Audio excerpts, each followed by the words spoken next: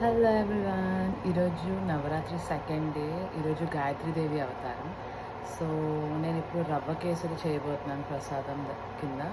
So చూద్దాం ఏం చేద్దాము. సో ఫస్ట్ మనం రెసిపీ అయితే యూట్యూబ్లో చూసాను, చూద్దాం ఏమవుతుందో.